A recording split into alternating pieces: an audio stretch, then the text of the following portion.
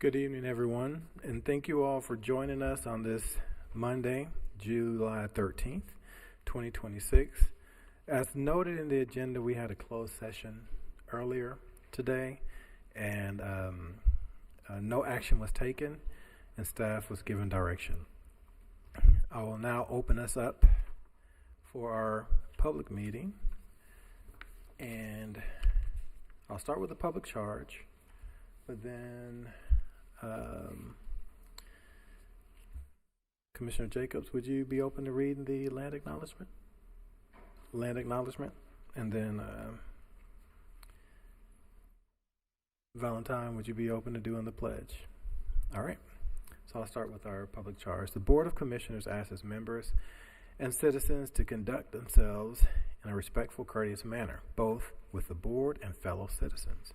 At any time, should any member of the board or any citizen fail to observe the public charge, the chair will ask the offending person to leave the meeting until that individual regains personal control. Should the quorum fail to be restored, the chair will recess the meeting until such time that a genuine commitment to the public charge is observed. Commissioner Jacobs. As we convene for the Durham County Commissioners meeting, it's crucial to recognize the painful truth of history. We stand on the stolen ancestral lands of the Catawba, Eno, Occaneechi, Shakura, and Tuscarora peoples, whose deep connection to this land predates our arrival. We acknowledge with humility the unjust displacement and violence that occurred, leading to the dispossession of indigenous peoples from their homelands. Their resilience in the face of such adversity is a testament to their strength and spirit. May we humbly honor the ancestors and elders of these nations, both past and present, by committing ourselves to fostering understanding, healing, and justice for all who inhabit this land. Let us walk forward together with open hearts, acknowledging the past and embracing a future guided by compassion, respect, and unity. All right, thank you. Commissioner Valentine.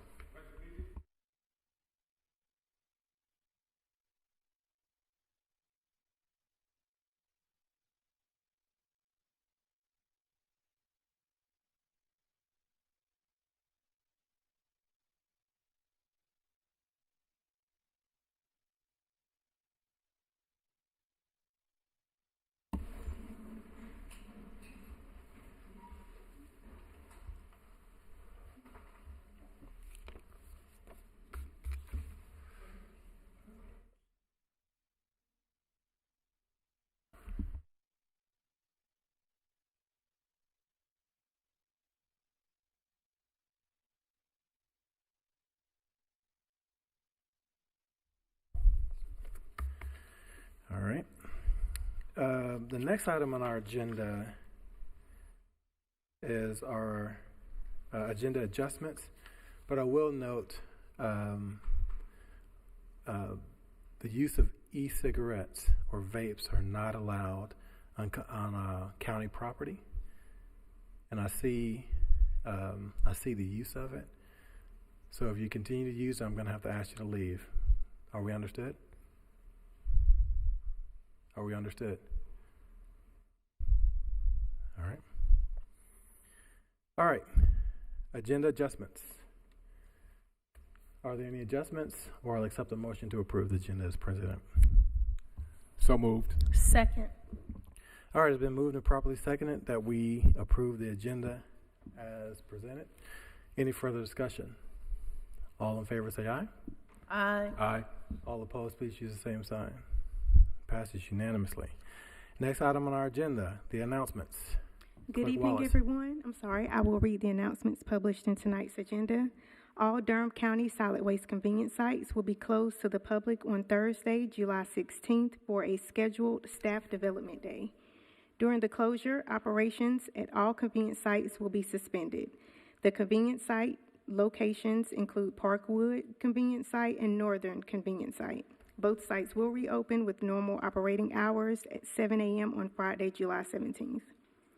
Durham County government has launched Pay Deco NC, a new digital platform that makes it easier for residents to manage and pay property taxes online. Pay Deco NC is available now at pay.dconc.gov. Pay Deco NC gives residents the flexibility to manage property taxes in a way that works for their schedule and budget. For additional information, there is a link that residents can visit. Sheriff Burkhead will represent Durham County at this week's National Association of Latino Elected and Appointed Officials Conference. He is invited to be a featured speaker at a leadership forum to discuss immigration reform and how we in Durham County are handling the balance between local law enforcement and this national policy change.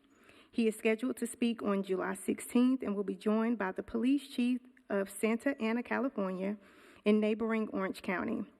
More information is available at the NALEO website. The Durham County Sheriff's Office is collecting school supplies during the month of July to support students of all ages returning to school for the 26-27 school year. School supplies are being collected in the marked boxes on the 1st through 3rd floor lobbies of the Sheriff's Office located in the Durham County Courthouse at 510 South Dillard Street. Donations will be distributed at the Back to School and Stop the Violence Community Resource Fair on August the 1st. For additional information, you can contact Project Safe Neighborhoods Coordinator Tamika Gilmer at 919-560-7702, and donations are due by July 24th. And lastly, in the July episode hosted by by Deborah Craig Ray, Chief Communications Officer, she welcomed Ellen Beckman, Director of Durham County Transportation, and Miles Spain, Community Engagement Analyst. Beckman highlights ongoing efforts to improve and connect transportation across the region as Durham continues to grow. And Spain discusses how Durham County community partnership and engagement is strengthening relationships, elevating community voices, and connecting residents to resources. You can watch the full episode of In Touch with Durham County at the Durham County Government's YouTube channel, and there is a link. That concludes the announcements published in tonight's agenda. Thank you, Clerk Wallace. Next item, are there any other announcements that we have from the commissioners? All right, I go Vice Chair Alam, and then, oh wait, did you have one, Michelle? Yeah, I don't have any announcements, but I did want to ask about the data centers, like what's the update from staff with regards to the language and when we probably will see it on the agenda? Commissioner Burton, staff is working on the moratorium language. You'll have that on the August 3rd work session for discussion with the board, and then from there, based on the directions of the board and input we received on the board, we hope to bring it back in August if possible for a public hearing. But we'll make that determination once we hear back from the board on August 3rd, and then we'll of course announce the public hearing soon thereafter. Thank you for that, because we've been getting a lot of emails from residents, so I want to make sure we discussed it on the dais. So thank you Absolutely. For that. Thanks. Vice Chair Alam. Okay. I'll go to Valentine and then to you. Thank you, Chair. I was wondering if we could bring back to the dais a continued discussion on the treatment court. I know there's been some developments in moving that forward, and so that we can have further discussion. So I'm hoping that can make its way back on the agenda. We can certainly do that. Okay. Commissioner Jacobs. Just two announcements. One is I wanted to make sure that everyone knew that as part of the 250th celebration of the birth of our nation, there is going to be a joint celebration between Durham County Library and also the Duke University, and there is a very rare copy of the Declaration of Independence that is going to be on display at Durham County Main Library from September 8th through 20th, 2026. And I know a lot of people have been asking me, like, what is going on to recognize the 250th anniversary celebration. So I'm sure there'll be more information to come, but I just wanted to share that, and that is a collaboration with Durham County Library System and Duke University and others. The other thing I just want to mention are many of us are going to be headed to New Orleans later this week for the National Association of County Officials Summer Conference, and something that I'm really excited about is I was just sharing with ACM Pierce.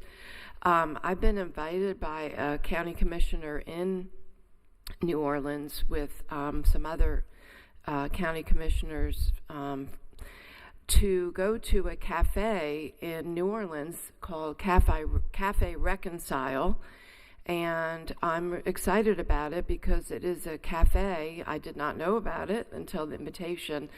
That is run by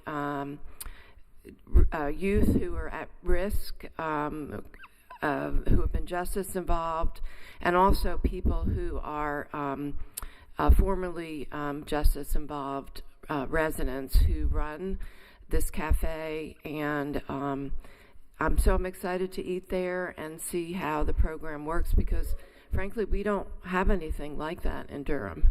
So I will be excited to share what I learned from visiting there. All right. Thank you, Commissioner Jacobs. Are there any others? Okay, we'll move forward. The next item on our agenda is the approval of the minutes for the June 22nd, 2026 regular session meeting. So moved. Second. It's been moved and properly seconded, and we approve the minutes for our regular session meeting on June 22nd, 2026. Any further discussion? All in favor say aye. Aye. Aye. All opposed, please use the same sign. It passes unanimously. Next item on our agenda is ceremonial items. We have a resolution honoring civil rights icon Dr. Virginia Williams, and Commissioner Valentine will be reading that. Yes, Chair. If you'll indulge me for just a moment. Sure. June 23rd, 1957. Dr. Virginia Williams entered the Royal Ice Cream Parlor, not knowing whether or not she would change the trajectory of history. But in fact, history was in her hands. And because of you, Dr. Williams, many in our community who were treated as second-class citizens put not only Durham County, but the nation on notice that we were not going to go back. And in fact, because of your actions, we stood up, we stand tall today, because not only your entry into that parlor on that particular day, June 23rd, 1957, but the 6 others who entered along with you. Durham Board of County Commissioners, resolution, recognition for Dr. Virginia Williams. Whereas Virginia Williams was born in 1937 and raised in Seaboard, North Carolina, in a family that emphasized hard work, sacrifice, and moral courage, values that shaped her character throughout her life. And whereas in 1957, at the age of 20, she participated in a peaceful sit-in protest led by Durham civil rights leader Reverend Douglas Moore at the Royal Ice Cream Parlor as one of the Royal 7, where they sat in the whites-only section and were subsequently arrested. And whereas during the now historic encounter with law enforcement, it is widely noted that Virginia Williams demonstrated exceptional courage, clarity, and a steadfast commitment to justice, qualities that would define her lifelong pursuit of fairness and decency. And whereas, years later, in reflecting on her participation, the historic event that predated the Greensboro sit-ins, Williams says, and I quote, "It was exciting because we went where we dared not go. I wasn't frightened or anything of that sort, because either way, we could have made history. If he had served us ice cream, he would have made history himself, but by refusing to, I guess we made history." And whereas she continues to share the story of the Royal Ice Cream 7 and to educate others about Durham's rich civil rights legacy, And in 2022, she was awarded an honorary Doctor of Humane Letters degree from North Carolina Central University in recognition of her enduring contributions. Now, therefore, be it resolved that the Durham Board of County Commissioners hereby recognizes and congratulates Dr. Virginia Williams. Be it further resolved that we extend congratulations as she will be honored at the International Civil Rights Center and Museum's 2026 Sit-In Participant Award at its annual gala on July 18th, 2026. This is the 13th day of July, 2026. Signed, Dr. Mike Lee, Chair. Naida Alam, Vice Chair. Michelle Burton, Commissioner. Wendy Jacobs, Commissioner. And Stephen Valentine, Commissioner. Ladies and gentlemen, Dr. Virginia Williams.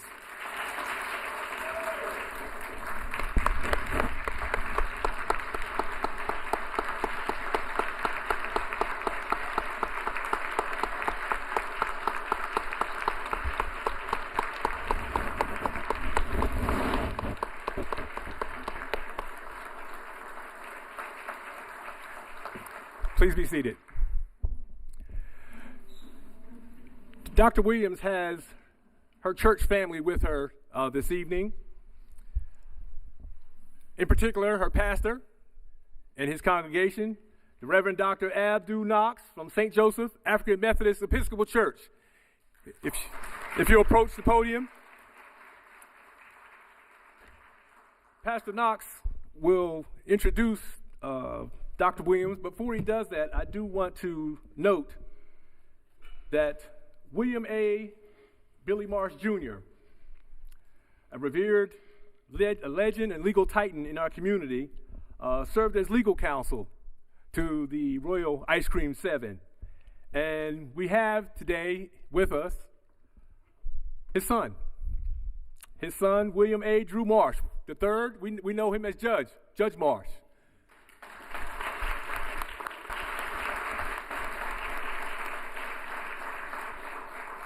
I'm glad he was there for you. And so at this time, Reverend Dr. Abdu Knox, if you'll do the introduction. Chairman Lee and Vice Chair Alam, members of the Durham County Board of Commissioners, distinguished guests, Commissioner Valentine, thank you for the privilege of being here this evening. I have the distinct honor of serving as the 32nd pastor of St. Joseph African Methodist Episcopal Church, the church Dr. Virginia Williams faithfully calls home. It is both a joy and sacred privilege to introduce not only one of our cherished members, but one of Durham's living treasures. Dr. Williams is the last surviving member of the Royal Ice Cream 7, whose courageous 1957 sit-in challenged segregation here in Durham and helped pave the way for the modern civil rights movement. But those of us at St. Joseph know her for more than the history books. We know her as a faithful woman committed to her God. We know her for her remarkable humility and her quiet strength. She's never sought recognition, yet her life has become a testimony that courage does not have to be loud to change the world. It is a blessing that Durham can still honor a woman who not only witnessed history, but made history. And it is an even greater blessing that on Sundays we have the privilege of worshiping alongside Dr. Virginia Williams. So on behalf of the St. Joseph family, thank you for recognizing one of our own. It is a great honor to present to you our beloved Dr. Virginia Williams.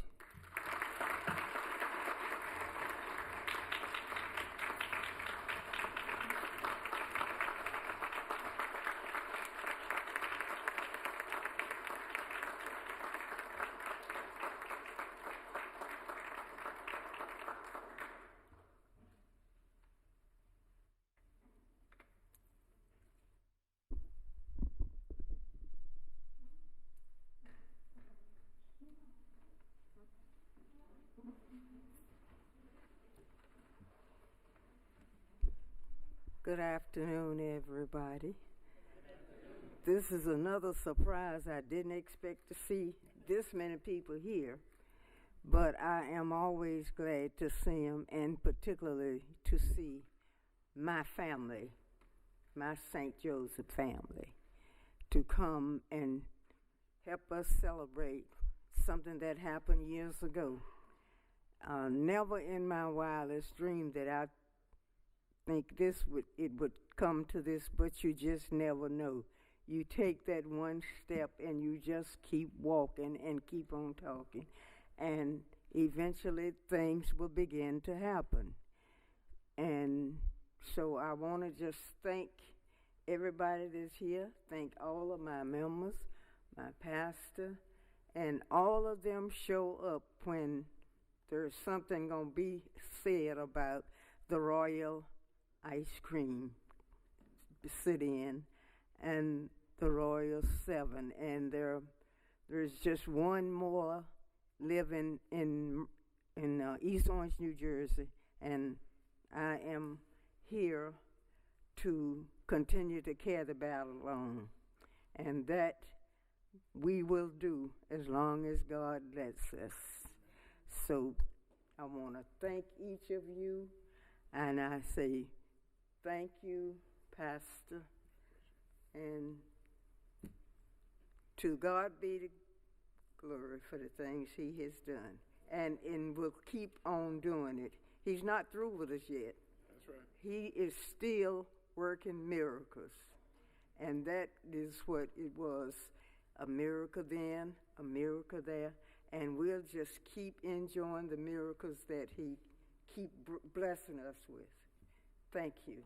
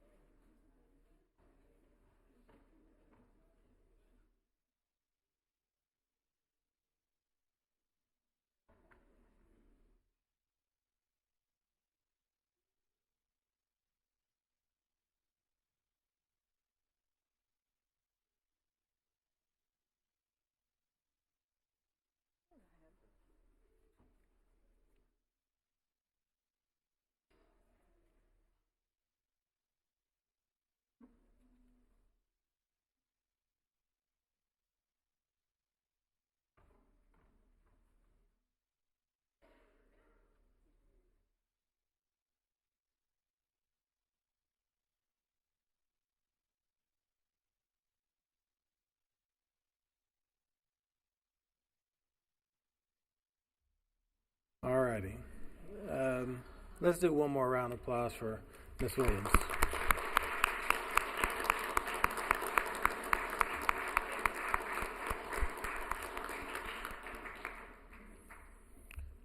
All right, we have reached the time on our agenda. Our next agenda item are citizen comments. We have 30 minutes allocated, and we have 10 people, so we'll keep it at 3 minutes, which we generally do.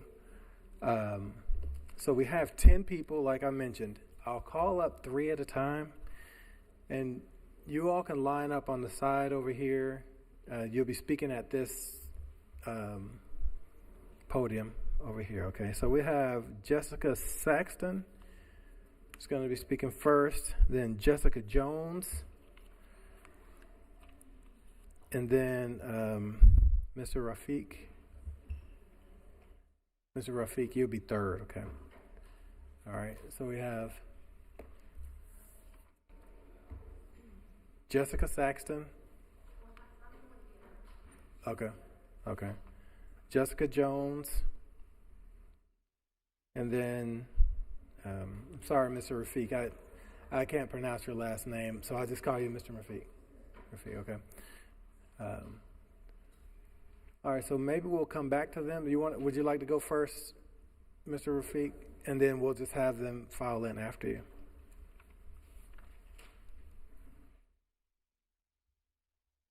You have 3 minutes. Before I start, could I just say a few words on behalf of my sister, Miss Virginia Williams? Sure. Yes. That's fine. We thank you at J.J. Henderson because we was in the dark about 3 years ago. And when I came to you, you said, you know what to do. And I took your advice. And we got everything back on.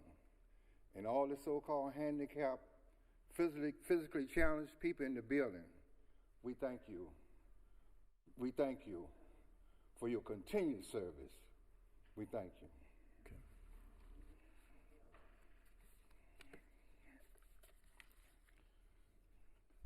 My name is Rafiq Zaidi.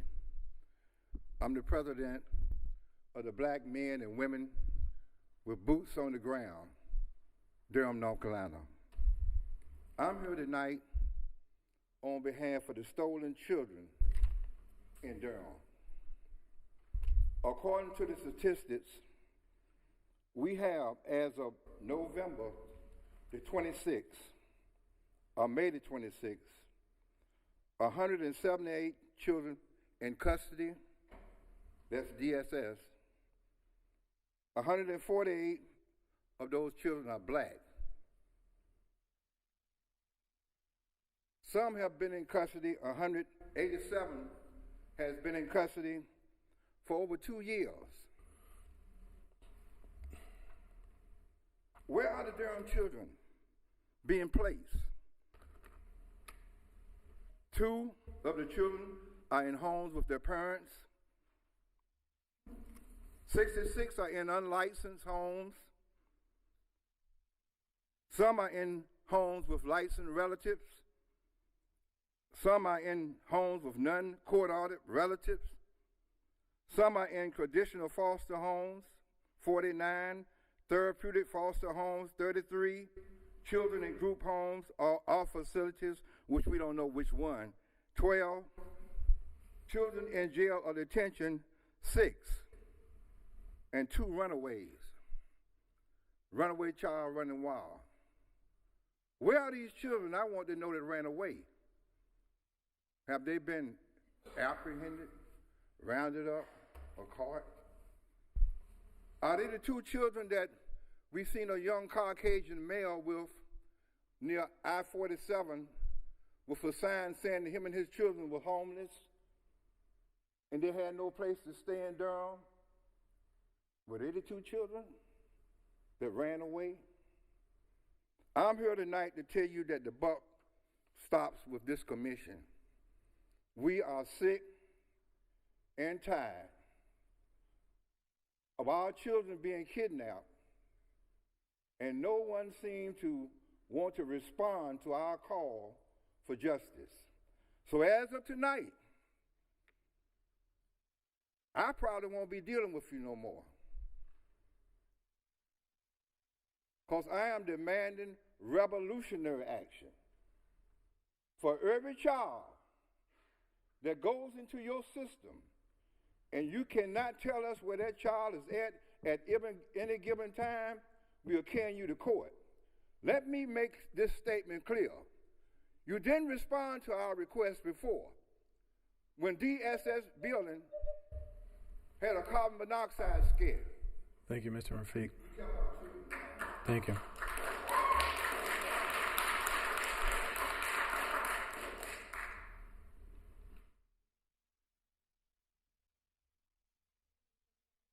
Yeah, you're going to have to press the button that looks like a person on there. Yeah, thank you. Good evening, Commissioners. My name is Jessica Saxon. I'm a civil rights advocate and litigator as well.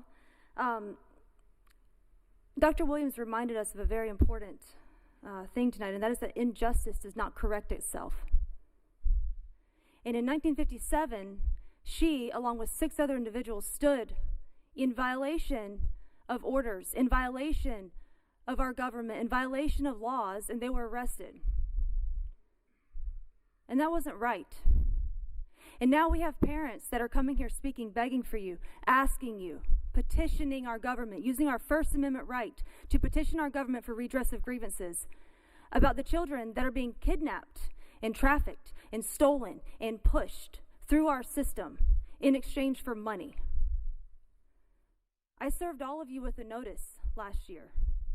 I served you with affidavits of criminal conspiracy, naming judges in this county, and I have seen nothing on your agenda to address it. What are you doing? Do we even have a government to petition? Ma'am, I appreciate the fact that you brought up the Declaration of Independence. I'm going to read from the Declaration of Independence, and I hope that when people go and look at that at the library that is on display, that you'll read it and you'll read it and you'll memorize it and you'll know it.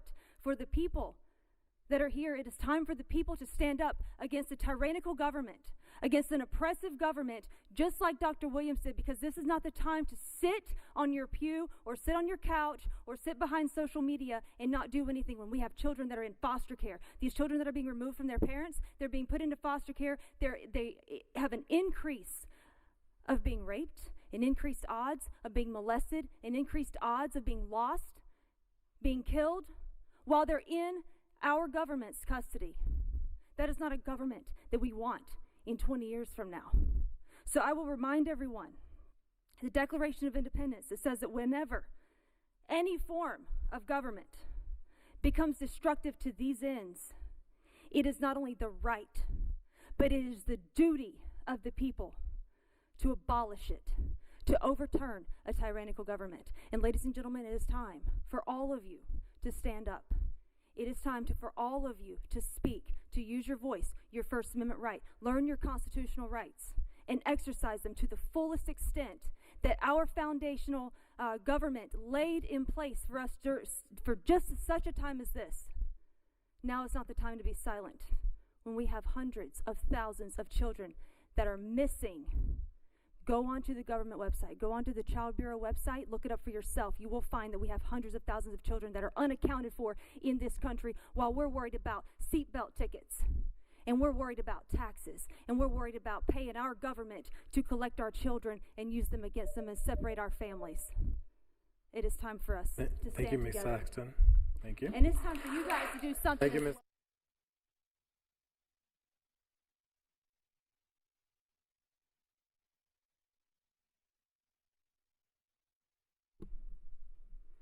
Good evening. Good evening. Thank you for having me. My name is Jessica Jones, and I'm a civil rights advocate and a mom. I'm here to speak about CPS and judicial overreach. I've been battling Beaufort County, North Carolina for about 30 months now. I was told some of the same issues are happening here in Durham County. We are requesting oversight.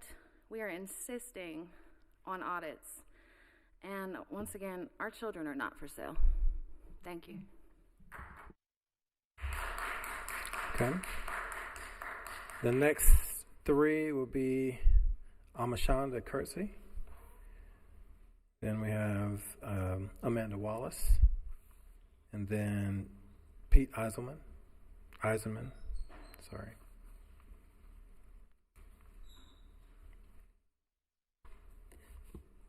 Good evening, Chair, Commissioners, elected officials, and members of our community. I am a mom who is going through the system for no apparent reason. My name is Omi Shonda Kirksey, and I'm the founder of Treasure Your Dreams Incorporated and the Golden Child Initiative. For the last 5 years, I've been fighting, not just for myself, but for children, families, survivors, seniors, and people who believe their voices no longer matter. I have attended meeting after meeting. I have spoken with elected officials. I have asked for help. I have watched families to continue to struggle. Tonight, I'm not asking you to just listen. I'm asking you to act. Act because another child is suffering today. Act because another family is being torn apart. Act because another parent is wondering if anyone in power truly cares. Children are carrying trauma they never chose. I'm one of those. Families are struggling with homelessness, domestic violence, mental health challenges, incarceration, and overwhelming hardships to the families. Too many people feel invisible. Too many people have lost the faith that anyone will stand with them.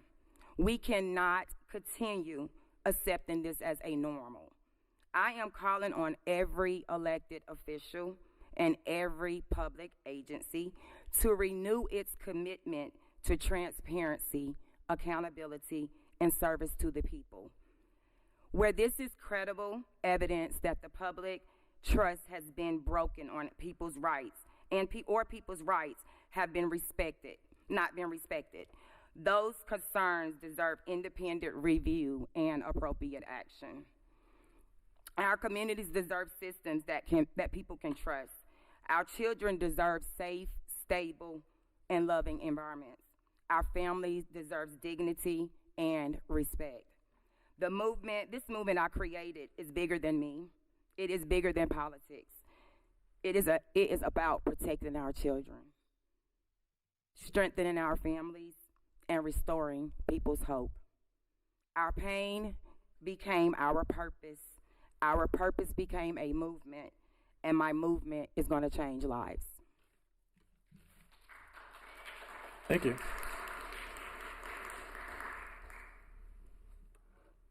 Okay. So my name is Amanda Wallace, and I'm the founder of Operation Stop CPS, and our mission is to abolish the family policing system, which some people call Child Protective Services. And before the meeting started, I gave each of you a packet of information, and hopefully you can look along with it so that, you guys can stop saying you don't know what's going on in your system. And so from the last fiscal year, in July of 2025, like Mr. Rafiq said, Durham County started with 178 children in the system, in foster care, separated and stolen from their families. And in May of 2026, there was 178 children in your foster care system. And if you look at the numbers, in July, there was 149 of those children were black. And I want that to sit in, because as we're sitting here today and we're honoring the legacy of resistance in this county, we have to understand where we still are today. It got to be more than words. And it's there right here in black and white. And if you look at the amount of time children are spending in your system, over in July of 2025, 102 children in custody over 25 months, over 2 years. And I need that to sit in with you. That means children, because that's what we're talking about. We're talking about human lives. We're talking about people who are separated from not just their parents, but their grandparents, their aunties, their uncles, everything that they know, they are separated from. And then if you look at where Durham County is taking, stealing kids, and then placing them, you had 2 children currently placed with their parents. And if we understand how reunification works, you got to go home first before they will leave you alone. And so if you only have 2 children currently placed with their parents, not a lot of kids ready to go home. according to your system. And then you got 12 children in group homes or facilities, which is locked down. Lockdown facilities. So you take children from their families and then you lock them down into facilities. You got 6 children in jail. And like Mr. Rafiq said, 2 children that's ran away, don't even know where they are. And then if you look at the cost of foster care, because that's what we're talking about. All of this is the investment that you guys are making. You fund this system. You fund it. $2.3 million was spent simply on room and board. That means paying strangers, what they call foster parents, to take care of other people's children. $2.3 million. What could that have done to families out here that don't have housing? And then you take their child for it, or don't have child care. That could have went to that. I feel like there's not been 3 minutes, but it's been 3 minutes. No. Thank you, Ms. Wallace. To Valentine's point, I'm just giving you 30 seconds. We had court about that the doesn't treatment matter. court, family treatment court. This needs to information. All right, this thank you, Ms. Wallace. 2002. This failed. Mr. You guys are funding Eisenman, something that has already thank you failed. so very much. Please do better. Thank you, Ms. Wallace. This is a moral question.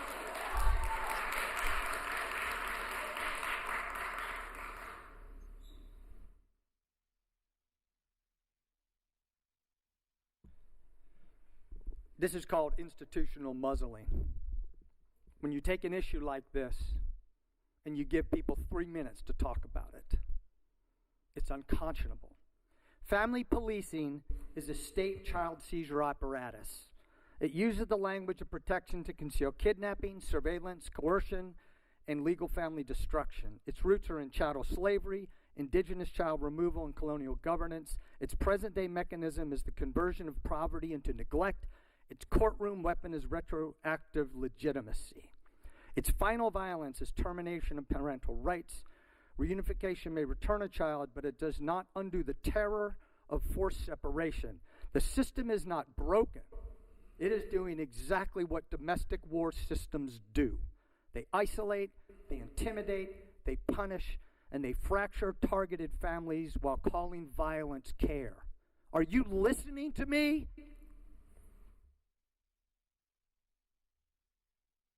This is supposed to be progressive Durham with progressive leadership. We are not progressing. We are containing. You don't need to come over here. Kidnapping is a word the system fears because you sanitize it with words like removal, placement, safety plan, custody, petition, non-secure custody, foster care. The lived reality is this. Armed or state-backed entry into homes, threats, coercion, children taken from beds, hospitals, schools, relatives, porches, cars, homes, parents told to comply or lose everything, children moved into strangers' homes, court paperwork produced after the seizure to make it look lawful. This is why DSS does not want the word kidnapping. It removes the bureaucratic costume. The state took a child, the state uses power, the state converts family love into evidence, and then the state demands that the parent prove they deserve the return of their own child. That is hostage logic. That is structural destruction of a family. It is genocidal violence. And we have dead children all over this country from foster care, from child protective services. I'm going to say one more thing. When DSS tries to suppress the word kidnapping, it reveals the system's fear. It is not afraid because the word is inaccurate. It is afraid because the word is legible, because people understand kidnapping, people understand state intimidation, people understand a child being taken without meaningful consent, people understand paperwork being created after the fact, and people understand that if an ordinary person entered a home, took a child, and later tried to justify it with a story about concern, that person would be treated as a criminal. But when the state does it, it's called protective. Thank you, Mr. Heisman. All right, our next speaker is going to be Walladen Burns, then Reverend Lisa Cole, then Antoinette Hawes, and then the fourth one here, which would be the last, would be Temple Monday.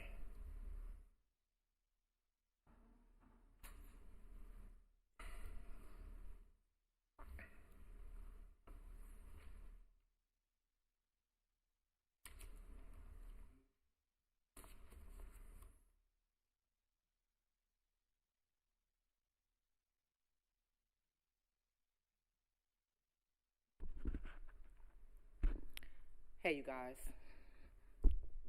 So it was pointed out to me at one moment that you was talking about me to not smoke my vape. I'm glad you had the naked eye to see that. I'm Walita Burns, GOI's mother. My child has been in the system for 2 years. And while I'm done everything that the court asked me to do, my family is still not reunified. These parties, are using my mental health to violate means of necessary to motion these areas. It still does not give them proper cause for them to complete this action. Also, Judge Gordon has placed her beliefs upon my family, saying that I'm not credible enough to be a fit parent. What I need from you guys is to communicate to Judge Gordon to motion reunification. It is sad how you all are able to say the Pledge of Allegiance and not uphold your testimony or address yourself accordingly. Children all over the nation are being placed in foster care, and the efforts that y'all take to reunify families are misleading. You celebrate yourself and only do a little amount of work. I don't have to ask y'all for anything. Instead, I'm telling you to give me, my children back. This is not just one motion you should make, but to claim how you guys represent yourself and not do your part in so many of these lives. Do you all get it? You guys say under God's preaching the works of the Lord, but behaving as hypocrites. You should all go to hell for the many lives that you are not taking accountability for. Do something. Stand up. Do something.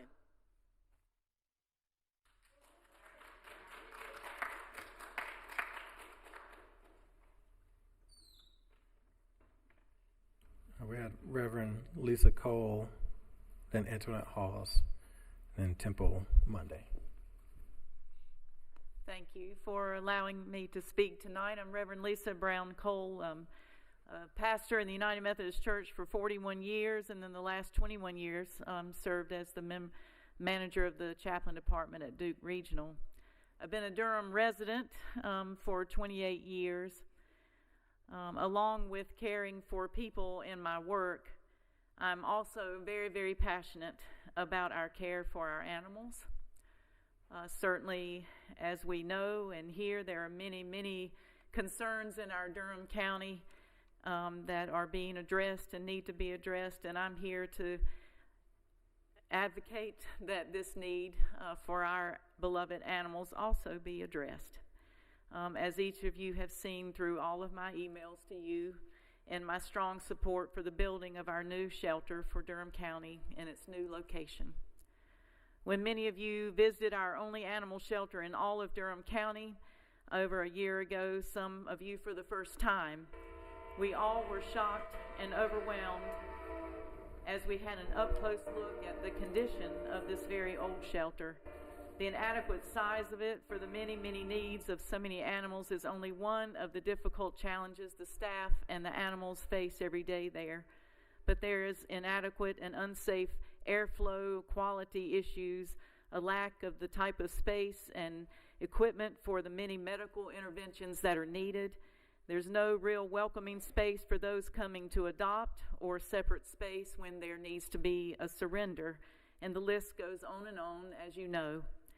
You all know of all the concerns and needs, and there are many. This project, although there are many needs, has been on the table for many years now. And I'm here to plead with you all, our commissioners, to please approve all the hard work and planning that is being brought to you tonight, so that this project will not be delayed any longer. This is too important for all of our community. This new building and its new site will not only provide the space, the better care for the animals, the safer health environment for the staff, animals, and volunteers, but will increase adoptions, I believe, for the animals needing a home. Durham County needs this new shelter. Yes, we all want to have one that we are very proud of, but much more important, this is what we must do to care for the many animals who are hurting, who are in need, who are lost, who are scared, who are indeed counting on us to do the right thing for them as well. So I ask you to please vote in favor tonight to keep this very important project moving as quickly as we can get it. Thank you so much for your attention to this. Thank you, Reverend.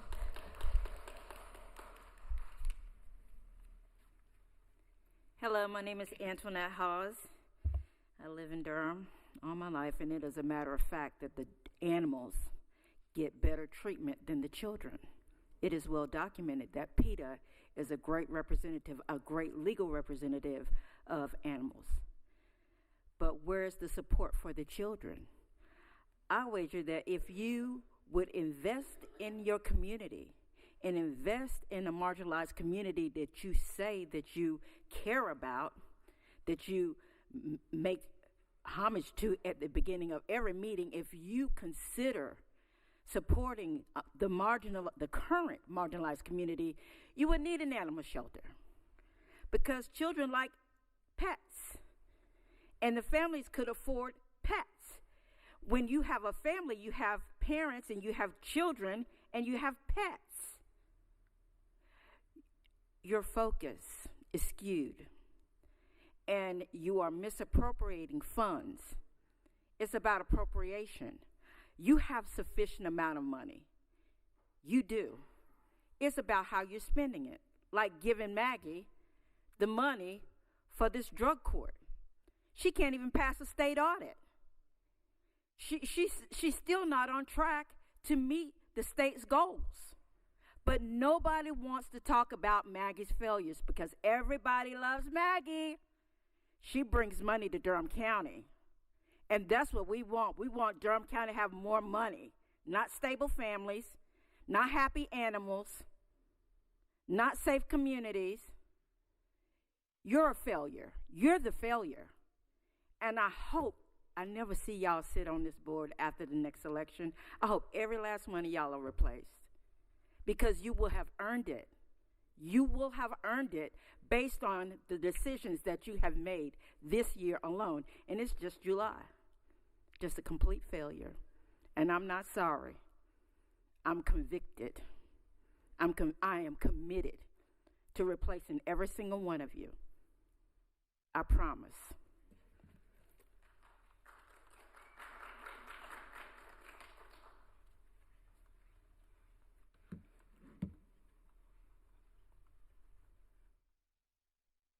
You're good. Hi, my name is Temple Rose Monday. I am a family court advocate for parents across the state of North Carolina, men and women. What I've seen in the courts are definitely patterns. You can't help but recognize it after you go to court multiple times. This is an epidemic. It is a disgrace to our families, to our community. And I want to say that I'm here because I believe our family court system needs serious public scrutiny. I came into family court already carrying trauma. Instead of finding a system that understood trauma and worked to protect the parent-child bond whenever safely possible, I experienced a process that compounded that trauma. The longer the process continued, the more disconnected my children became from me. I was ordered into supervised visitation and reunification services that prolonged separation instead of repairing it.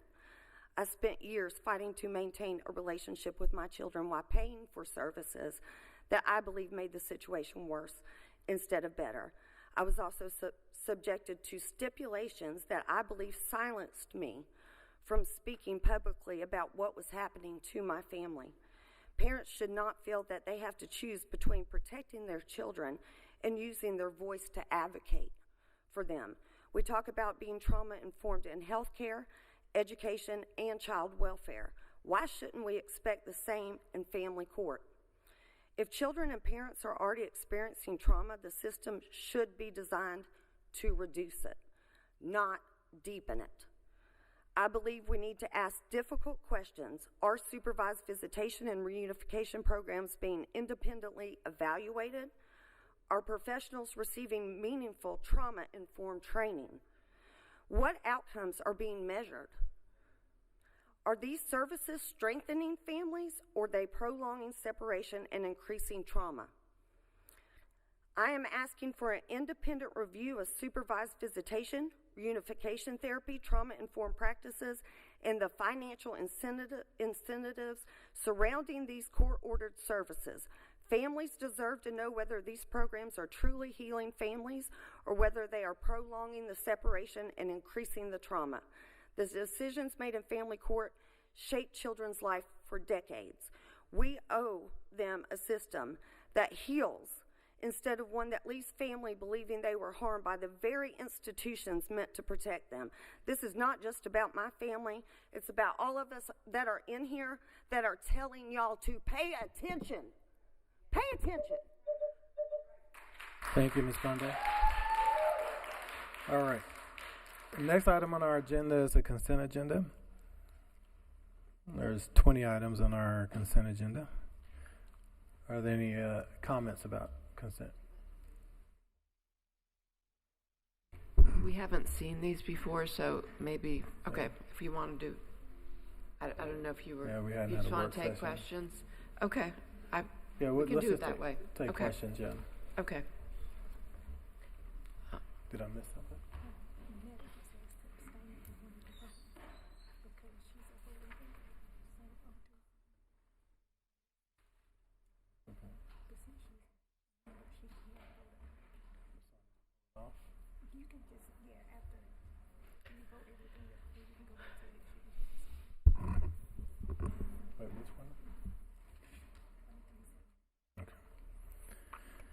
Yeah, so let's do questions about it. So the question here was, since this is our only meeting that is in July, generally we have a work session to have these, to kind of go through the consent agenda. We usually go through each one. Well, we're just going to ask questions about it. If you have questions about it and so forth, and we'll have staff come up as needed, if that's okay. So do you want to? I just want to first make a comment about item 26-0359 about the transit work program Q1 amendment. I just wanted to request that we have the CEO from Go Triangle come and present to our board sometime in the fall. We actually he's never come to our board. We haven't officially been introduced to the new CEO, and I think that would be a good opportunity just to have a general presentation from Go Triangle, and also for our board to be able to meet the CEO. So that was just something I wanted to request related to that item. My actual question is related to 26-0363. Very excited to see us appropriating funding for the design of the animal shelter. I just had a few follow-up questions related to that item. One was, and I don't know if there are any staff here who could answer that. Oh, great. Okay. One was, I noticed that there was some changes in the floor plan that was in the information that we got, and it looked like the interior space may be reduced, exterior increased. Just would love to hear a little bit more about that. And the other question I had was, great to see Animal Arts as a consultant on that, somebody who has expertise in that field. Wondering, is the building being designed for what time period as the horizon? Like, are we looking at capacity for the next 50 years, or what is our criteria related to this investment. And then my third question related to that is I see that with the budget for that, when I looked at the proposed budget, for the actual full construction with escalation, it was like $39 million, I believe. And I was wondering, do we have that? How much money do we have allocated right now in the CIP for the animal shelter? So those were my main follow-up questions on that item. You want to come answer what you can? Okay. Hello, I'm Charles Nicholson, principal with R&D Architects. So your first question, I'm not real good on remembering things, so can you update me on that? Yes, sorry. The first question was related to just what was in the information we had. It looked like there may be some changes to the floor plan. Yeah, we reduced the floor plan to reduce the overall cost. So the original programming session that we put together on it was done in 2019, prior to the pandemic. So animal care changed drastically through the pandemic as we saw a big switch from all these dogs being adopted during the pandemic, and then once people went back to the work, they dropped their dogs off again, and they picked up a cat because cats go in apartments, are a lot easier to care. There we go. Okay. And so we revised the numbers to reflect that, which tends to be, so from Animal Arts, who are, they do this worldwide, animal shelters. So they are very familiar with the trends that are going on with animal care, and Durham is no different than most communities when it comes to their shelter needs. And so there was a revision in the square footage because it's a few less dogs, which take a lot of square feet, for cats that take less square feet. So that was the main change there. We tightened up a few areas, just made it a little more efficient. So, and your second question was what is the horizon? What are you looking at? How long this building is being built for? Because since I've been on the board for 14 years, by the time this gets built, it's going to be 16 years project. So it takes a long time to do these big capital projects. I just want to make sure that we're building it to last for a long time. And as Durham's population is growing, more people means more pets. And so the building is designed, it's a institutional building of that quality, such as a government would build. So it's going to have a 50-year lifespan, similar to most county projects. The building is also designed that it can be expanded if need be. There's wings for the dogs and the cat housing, so it can be expanded. And then it's also through Animal Arts and their experiences with how changes are happening with pet care. It's more of a focus on the human side of pet care. If you're having issues with your pet and you need to bring it in to have it surrendered, the first question is, what are the problems you're having? How can we help you with that? Is it with feeding assistance? Is it with veterinary care? Trying to get animals to be able to stay with their families rather than be surrendered. And the last question was just about how much have we allocated in the CIP for this? I'll turn that over to Christy.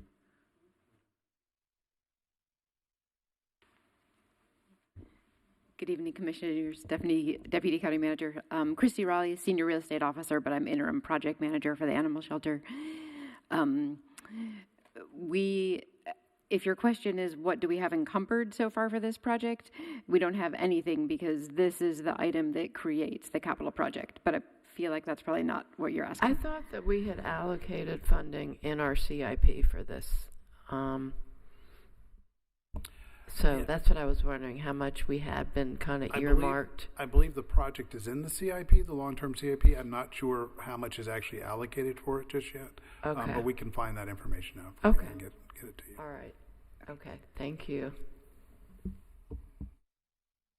Any other questions about the consent agenda? Go ahead, Commissioner Valentine. Yes, I have a question about 260352, approval of purchase through the SAVIC Cooperative for 6 ambulances in the Office of Emergency Services for a total not to exceed over $2 million. Director Lockhart, so we had a brief conversation about the contract as written in the information that we received. Maybe you can clarify that for us. And also, as everyone in our community knows, we're running behind with respect to keeping up with our infrastructure needs. And so this procurement of these 6 ambulances is important. Could you tell us how long it's going to take for those to actually get to the field? Yes, sir. So the ambulance agreement that I believe we were discussing earlier has a 2023 date on it. That's when that agreement was executed by SAVIC. That agreement runs through September 12th of this year. So that was just the original or the origin date for that agreement. Those ambulances are a different platform than what we have ordered in the past that has taken 36 months for a build. These new ambulances are expected to take 16 to 18 months. And so we've got about half the wait time, also with an expected savings of about $50,000 per unit. And just so that we have an idea with respect to the growth in our county, how helpful is it going to be to have these 6 additional ambulances? 5 of these units are actually fleet replacement, so they'll be replacing units that are currently on the street now. 1 is the expansion unit that came with the 10 additional FTEs that were approved with the FY27 budget. It will make a small dent in what we need. Thank you. Yes, sir. Commissioner, Vice Chair Long. Thank you, Chair Lee. The first item is 0371. I'd like to pull that item because I have to. Yeah, I was gonna pull. I was gonna pull that off. And then the other item I had, I just wanted to make a quick comment about 0360, the grant for the first year of a 4-year North Carolina Division of Social Services Welcome Baby Program grant for Family Support Program Services. I'm going to give a shout out to Miss Patience and Donna Rewalt. I think this is an amazing initiative. Thank you so much for applying and going through this grant opportunity that is going to have $150,000 per fiscal year for 4 years, totaling $600,000 to provide training and support to families of children between the ages of 0 to 5 in caretaking of how to take care of your kids after school, how to, limit screen time, all of these things that are vital. And it's just another way that this program of Welcome Baby and our cooperative extension is such a vital resource for our community and to be able to provide our families something that we often take for granted as a resource, as a learning initiative. And so thank you so much to your whole team for seeking out this funding so that we can provide this resource to our community. Okay. And one last one I had was yes, the approval of 0369. Just wondering, and this doesn't have to be today, if it can be provided to us. I can't remember if it was in the budget process for APS. How much money does the county actually, since this is a contracted out service, but if the county were to have fully be running APS and animal shelter on its own, like other counties do, that it's a fully a county institute instead of, this is a nonprofit entity running, how much we save essentially a year from APS running our animal shelter for us instead of the county having to run our own. Thank you. We can provide that information to you. Okay. Any other questions? Okay, so we're going to go ahead, Commissioner. I don't have a question. I just had another comment. We have a number of contracts that are a part of that are related to economic development, and also the Urban Ministries contract. I just wanted to request that sometimes we go over this during the budget work sessions. We didn't this year, but in the future, if we could get the quarterly reports when we have when we're approving the new contract and the budget, if we could get those attached. And I did want to request, related to the Made in Durham Workforce Development Services contract, really excited to read about a lot of the changes that are happening with Made in Durham. I see we have our president, Durham Tech President J.B. Buxton with us tonight, but there was discussion in that report around the Bulls playbook being shifted to Durham Tech. There was discussion about the Preferred Employer Pipeline program that's being rolled out with some key employers for the life sciences jobs. There was discussion about Duke's Homegrown Initiative and Economic Mobility Council and how Made in Durham is working with that, and also about the sector analysis expansion and evaluating whether clean energy is the way to go or maybe not. And I would love to, I know the county manager discussed during our budget work sessions that we would have some themed work sessions in the future, and if I'm assuming there's going to be one around economic development, but I would love to have one that is focused on economic mobility and economic, some of our talent, homegrown talent pipeline and economic mobility, and hear from Durham Tech, Made in Durham, and also this new program at Duke, and whoever else would be relevant to bring in for that, at least part of that conversation. So I just want to request that. Thank you. We can make that happen. Thank you. Chair, I just want to go back to highlight 260360 that was brought to the bear here this evening by Commissioner Alam with regards to the Welcome Baby Program grant. And I just wanted to highlight, because there's been a lot during public comments tonight about Child Protective Services. This actual grant is brought to my attention from previous discussions that we had, actually was sought to help with the issue around preventing child abuse. And so we're always looking for ways to support our community, particularly around these very sensitive issues that we have. And so I think everyone at this dais has a concern about unifying families and supporting families, and this is one of our efforts. I just wanted to highlight that. Okay, very good. All right, hearing none else, we are going to we're going to vote separately on item 260371. We're going to vote that separately, so we'll move that off. And the reason for that is Vice Chair Alam sits on the board of DDI, and so she has to recuse herself from that vote. So I'll accept a motion to approve the consent agenda except for 260371. So moved. Second. It's been moved and properly seconded that we approve the consent agenda absent 260371. Any further discussion? All in favor say aye. Aye. All opposed, please use the same sign.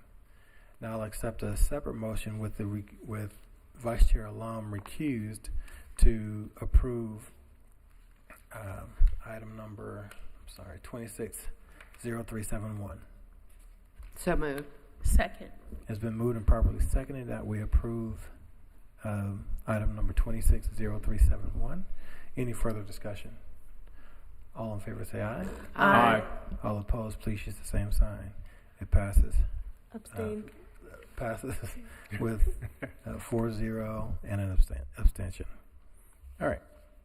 Next item on our agenda is a public hearing. This public hearing is to consider a performance-based award for Project Glass with AbbVie. Do we have any before we start, do we have any public comment? There's no public comment, so we'll leave it to staff to present. So I'll open the public meeting for this. Good evening, Dr. Lee, members of the County Board, management. My name is Matt Filter. I'm the Economic Development Manager for Durham County. Tonight, we are very excited to present to you an impressive project for Durham, Project Glass.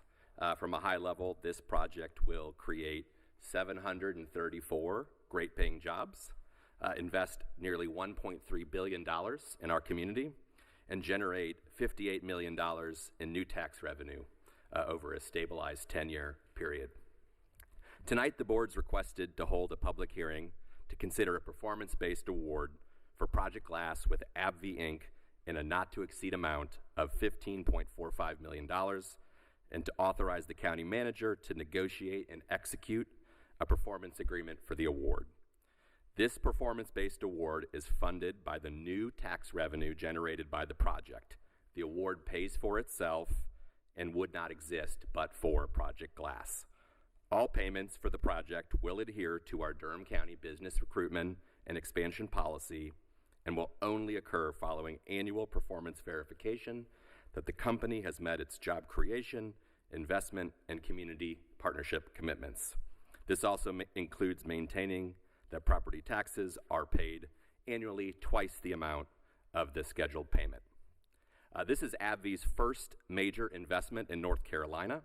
The site was selected for the strength of the region's local workforce and its ability to support future expansion. When completed, this campus will serve as AbbVie's U.S. Center for Excellence for SVP manufacturing and deliver next-generation medicines to patients in the U.S. and across the globe. Entry-level manufacturing is a priority for Durham County and this board.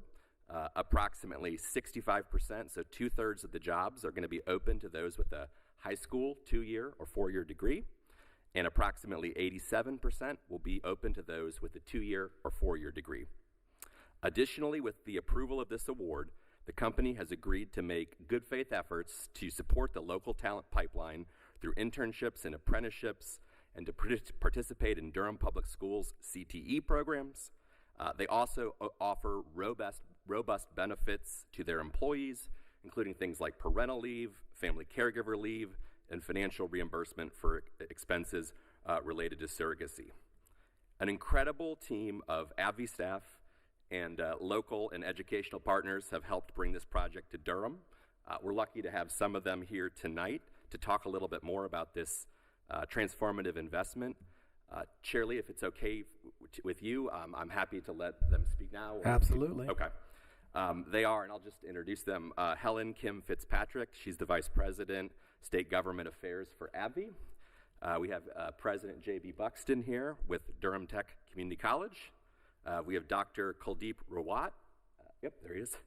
With the Bright Center at Central. He's the Vice Chancellor of Transformative Partnerships and Economic Development. We have Mr. Darian Harris, the Director of CTE at Durham Public Schools. And we have Matt Gladdick, the Vice President of the Greater Durham Chamber of Commerce.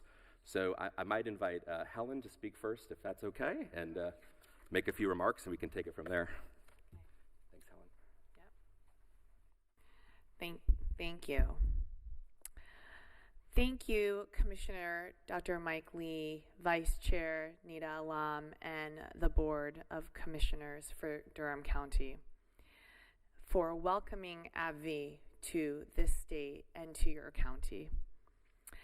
AbbVie is proud to announce Matt had mentioned $1.3 billion. We announced $1.4 billion to Durham, our largest ever capital investment in a single campus outside of our home state of Illinois, where we are headquartered. We are an American company.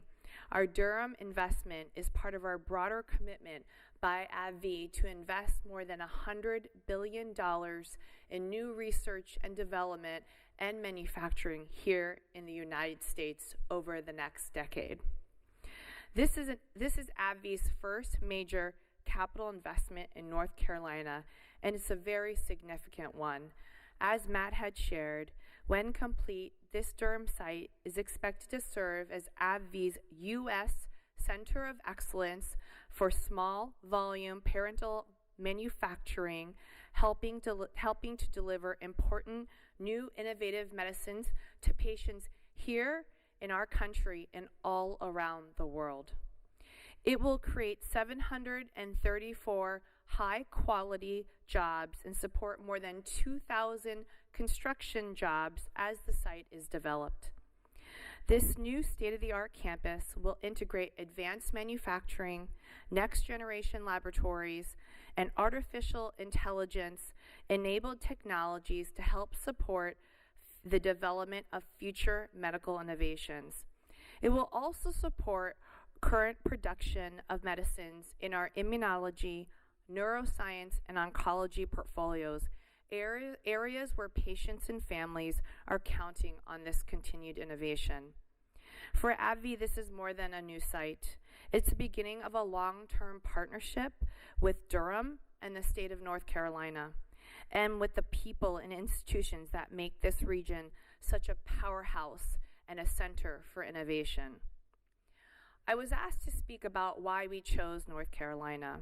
This was a very competitive process to build our first largest capital investment outside our home state.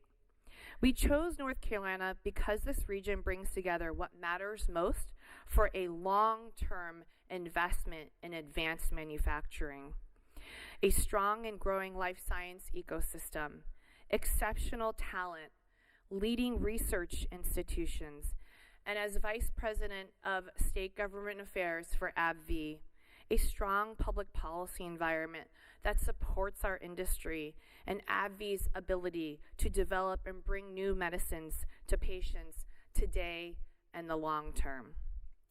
Let's start with first location. We are so excited about our new campus's location here in Durham, which is in the Research Triangle Park area, which places us in the most respected research and biopharmaceutical hub in the country. Second, workforce. This region offers the kind of workforce that AbbVie needs to build for the future, our future. Engineers, scientists, manufacturing operators, lab professionals, and more. And with the skills we believe that are here in the current workforce, and are excited about the strong educational institutions that are building the workforce for what we will need tomorrow and the future. Third, North Carolina's collaborative spirit stood out to AbbVie.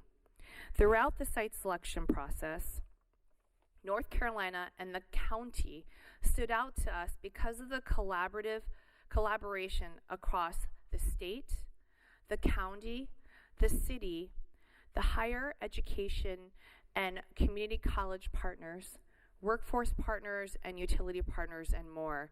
There was a clear commitment to us that there was a strong alignment and drive across all of these important partners to support the success of the life science industry and the advancement of biopharmaceutical manufacturing here at every level across every partner. We are grateful for the partnership across many of these partners, and if I had all night, I would run through all of them, but I'll run through a few that really stood out to us. Every time we came to visit and our executives came to visit, we met many of you on all of these visits. Thank you for taking the time to come to get to know us, and we are so excited for you to know us more and to get to know you more. But just to start, the state of North Carolina, of course. We started this journey with the first meeting with Secretary Lee Lilly in the Department of Commerce and everyone on his staff. Durham County, everyone within the county, Commissioner Alum, we've been able to meet several times. Commissioner Lee, and many others who welcomed us and took your time out of your busy days. There were many days that we came not with a lot of notice, and for you all to make us a priority on your schedules, we thank you and are grateful for that. Organizations across this great state and Durham County itself. including Economic Development Partnership of North Carolina, Duke University, Durham Technical Community College, North Carolina Central University, and so many others. And I would be remiss not to mention the Durham Chamber of Commerce, and including Matt Gladdick, who I don't know how many times I had to call and reach out to throughout this entire process, and was always working with a sense of urgency to help AbbVie make this important announcement for our company. And finally, but not least, we very much looked for a state in the states that had a strong public policy environment and partnership that wants to not just continue to support, but grow and strengthen the life science industry. We want to work with everyone across all levels, at the federal level, state level, and local level, including all of you here, to continue to ensure that North Carolina is the place that's going to drive the future of innovative medicines here in our country and around the world. We believe that kind of partnership is essential not only to launching this new campus for AbbVie and for Durham, but to sustain it and build new future opportunities together over time. Beyond North Carolina and Durham's location, workforce, leading educational institutions, and more, we, AbbVie, want to be part of this community. We don't want to just be in the community. At AbbVie, we believe being part of the community means means more than just building facilities and hiring jobs. Of course, that's an important part. But it also means showing up every day and for the long term. AbbVie and the AbbVie Foundation has a history of doing that in the communities where our employees live and work.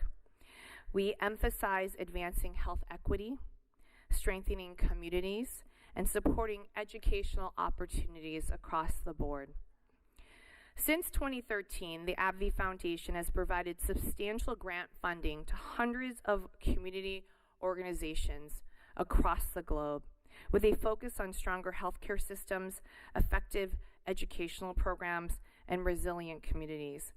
In Lake County, Illinois, where we are headquartered, AbbVie has partnered with those community-based organizations across the county, throughout the Chicagoland area, and across the state of Illinois. And here in North Carolina, AbbVie is looking forward to supporting North Carolina, Durham, and other organizations here across the community to advance health equity, education, and community resilience, including support connected to UNCF, local educational initiatives, and community-based partners in Durham County and across the RTP area. Furthermore, community engagement at AbbVie is not limited to just charitable giving. It also includes direct employee engagement. Week of Possibilities is AbbVie's annual global volunteer initiative focused on supporting our local communities. Now, mind you, we are encouraged as employees at AbbVie, and we hear about it every single day, about the importance of being out in our communities and giving back.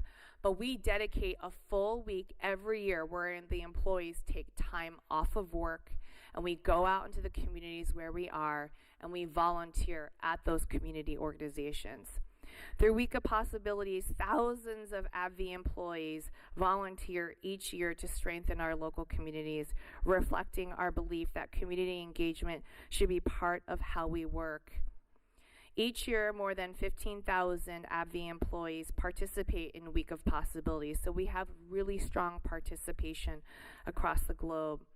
While the employees are giving back to their communities throughout the year, just to give you a sense of how many employee hours we volunteer in that just 1 week alone, last year our employees volunteered more than 40,000 hours to our community partners where we live and work. My hope is that I've provided some more insight into who AbbVie is and our values. While our Durham campus is new, our values are not. Across the communities where AbbVie operates, we aim to contribute through jobs, volunteerism, educational partnerships, community partnerships that promote healthier, stronger communities. We look forward to bringing that same spirit here in North Carolina, listening first, building and tailoring what our community giving will be here in Durham and across the state, building the relationships, strong relationships across the state, but here locally in Durham is a priority for us. And being a constructive partner, not just today and for this new site, but over the long term. We are investing here for the long term. Our goal is not simply to be located in Durham, but we want to be part of Durham. In closing, we are honored that Durham County and the state of North Carolina have welcomed AbbVie. This investment reflects our confidence in the state, its workforce, educational institutions, and innovative ecosystem. We are really excited about what we all can build together to serve the tens of thousands of patients who depend on AbbVie's life-saving drugs every single day around the globe, in our country, in the state of North Carolina, and here in Durham County. And I look forward to getting to know all of you, as well as our executives, all the way down across our company, to be a part of this community. We have started to post jobs. You can go to abbvie.com/manufacturing and see that we are starting to hire, and look forward to meeting the commitment that we have made here in Durham through our capital investment. Thank you. Thank you. Thank you.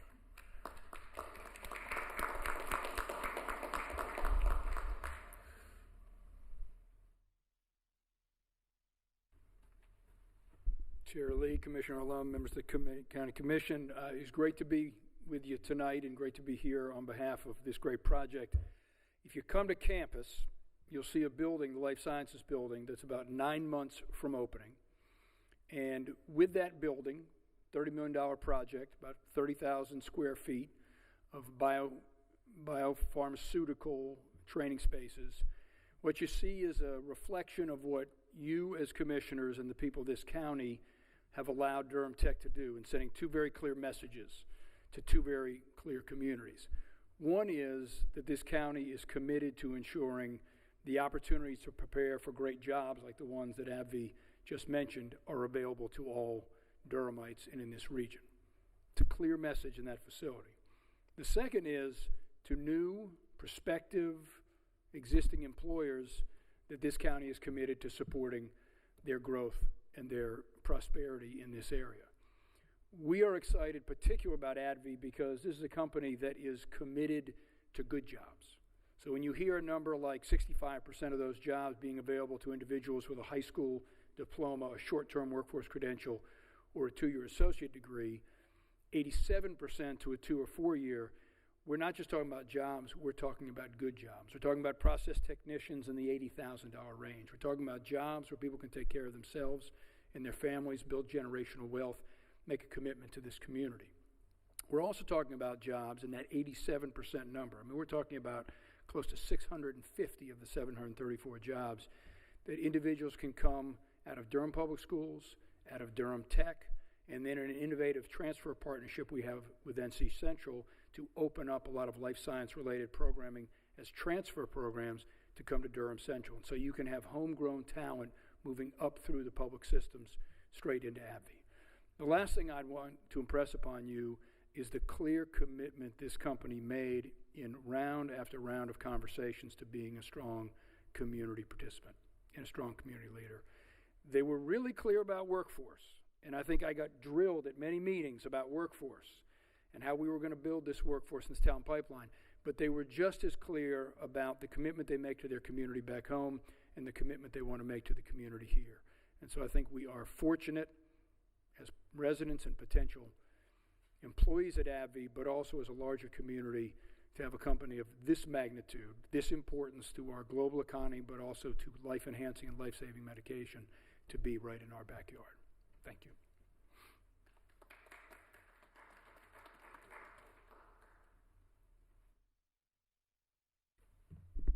Good evening, Chairman Lee and the Board of Commissioners. As Matt said, my name is Kuldeep Rawat. I joined NCCU just 2 weeks ago, so I'm new at the job. I joined as Vice Chancellor for Transformative Partnerships and Economic Development, but I've been living in North Carolina for 22 years, so I'm not new to North Carolina. Even though I am new to Central and I'm new to this project, I can say that NCCU was at the table since the beginning through our Bright Center, our Director of Development, Mr. William Smith, who recently retired, was part of several meetings with AbbVie as AbbVie was considering Durham for the major investment. As we all know that AbbVie has a great track record of investing in the communities, and we are looking forward to the opportunities this investment is going to bring to our students, both current students and graduates, right here in their backyard. So as AbbVie starts building or laying foundation for its 185-acre campus, we are going to assure that through our Bright Center that we will be providing you the workforce that you need. So again, thank you very much. On behalf of Chancellor Dixon, I would like to thank you all for the collaboration and partnership. Thank you.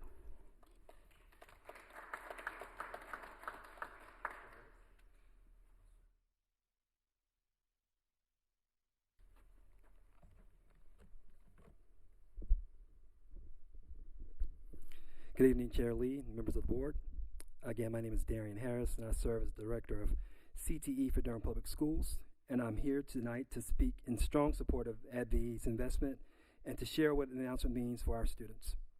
AbbVie's commitment to participate in Durham Public Schools CTE programs annually is a significant workforce partnership commitment, and I want the board to understand why. AbbVie will hire engineers, scientists, manufacturing operators, lab techs. We've heard about approximately 87% of the jobs of those 734 positions will be open to candidates with 2-year or 4-year degrees, and 65% will be accessible to those who hold any level of credential beyond high school. That means the vast majority of these jobs are within reach of students on a post-secondary track and/or CT pathway and are designed to get them there. Our programs exist precisely for moments like this. We connect students with industry credentials, work-based learning opportunities, and technical skills employers say they can't find enough of. When AbbVie says Durham's workforce is why they chose us, that workforce is being built right here in our schools every day. The partnership commitment AbbVie made opens doors we've been working towards. Students in our biotechnology and health science pathways, for example, can begin earning credentials in high school, continue through Durham Tech's associate programs, and step directly into the kinds of manufacturing and laboratory roles AbbVie is bringing to the county. Teachers can update their skills alongside industry professionals. A young person in Durham, regardless of the zip code, can see a credential, a credible and fully mapped path for from a CT classroom to a career at a Fortune 100 pharmaceutical company. This will not happen overnight. Of course, the campus is expected to be open in the end of 2028, which gives us time to do this right. We are already coordinated with Durham Tech's programs, aligning our pipelines with what AbbVie will need when those doors open. Again, I ask the board to support this investment with the future in mind. Durham Public Schools is ready to be a true partner in every step of the way. Thank you.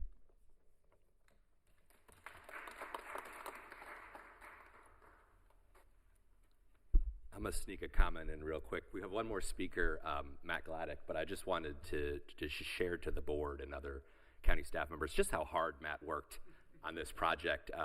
You know, these projects are always complicated, and it's an incredible team effort, but, you know, Matt just really went above and beyond on this one. Snowstorms, nights, weekends, all of the above. So before he I just wanted to acknowledge the incredible work that he did to help support AbbVie, support county staff in landing this project. Thanks. And he's still supporting us. Yes. Thank you for that, Matt. Chairman Lee, commissioners, Commissioner Alam, I just want to thank everyone here. I think what you can see with all these people that have come up is that AbbVie has engaged with everyone across the community. Duke University couldn't be here tonight, but Duke has been involved in these conversations as well.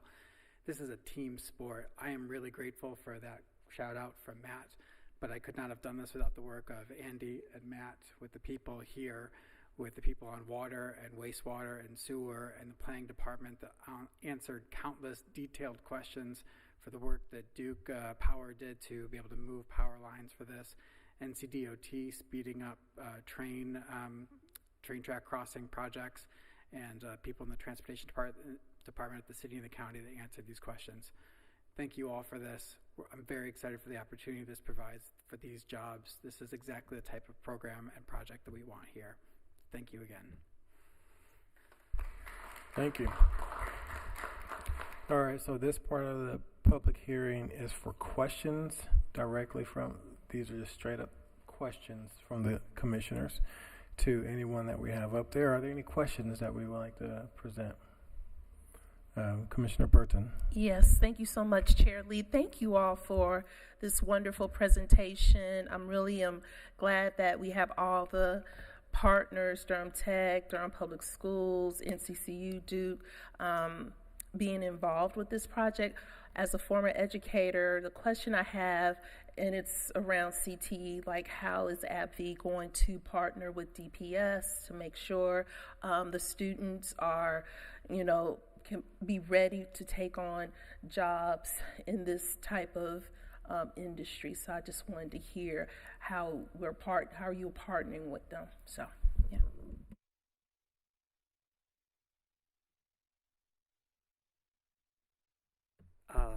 So many ways: guest speakers, job shadowing opportunities, internships. They mentioned how involved they are in the community. So, but I think it's going to start with being in the schools. The students need to see. We talk about these careers. They have to see folks in those careers. So the guest speaking piece, eventually the job shadowing internships are kind of I would say the big three. But students really have to see to believe they can have these type of opportunities when they leave high school. And that would be something that I would be interested in, following up on. Sure. Because we want to make sure our young people who graduate from Durham Public Schools are ready for these careers and they know about these careers. So I appreciate you. Thank you so much. You're welcome. Thank you. Commissioner Jacobs. Yeah, thank you so much. I think you all standing there against the wall, I know with minus Duke, I think says it all, really. The collaboration that is represented here really for Team Durham. I have some comments. I will wait for those, but one of my questions is, where is this project going to be? I'm actually not sure where the final, I know there was some discussion about where it was going to be located. Have you all figured that out? Yes, it's going to be at the Palmer Edge site, which is kind of where 885 and 147 meet. It's approximately, how many acres? 185 acre site. It's currently mostly undeveloped. I think there's an old farmhouse or two on the site, but beyond that, undeveloped. Okay, awesome. And that is within, is that within RTP or it's not? Within both the city of Durham and Durham County. Okay. It's not formally in the RTP boundaries, but I think Okay. to kind of the layperson in the industry, they'd consider it RTP adjacent. Right. Okay, awesome. And then also, I believe, and maybe Andy, you know this, but I believe, is this the largest economic development project that we have ever had in Durham County? Yes. Okay. Yes, it's the largest, certainly since the passage of the policy in 2020 by far. So this is historic. This is the $1.3 billion investment in Durham County. And I also believe that this is a question, that this is the first time the city and the county are also partnering on it, or maybe some of the redevelopment projects in downtown Durham outside of that. There we go. Thank you. Instead of the actual building renovations, but it wants something that's completely focused on workforce development. That's correct. About 10 years ago or so, there were a number of projects, public-private partnerships that occurred downtown. We did have one project maybe 4 or 5 years ago, which was Clorox, where the city did participate as well. But this is the first time for a project of this significance. So we're certainly welcoming the city's participation. Yeah, that's also fantastic. I was going to ask about your following up on Commissioner Burton's question. I'm also really interested in, like, how do we actually make, you know, the talent pipeline work, the nuts and bolts of that, and so in the in our information it talks about your operations development program. Could you tell us a little bit about that program? Because I'm not in the HR department, if I could have somebody follow up on those specific operations programs that we have. But what I can say, though, that I know is that we have a lot of existing partnerships with the local educational institutions. Like I'd mentioned, we're in Lake County. We have a strong partnership with Lake County Community College there, with different programs that we have for AbbVie's workforce. We also do a lot with HBCUs and others. I will just turn to that real quick. I'll give you an example. And this is not on the script, I'll just share something.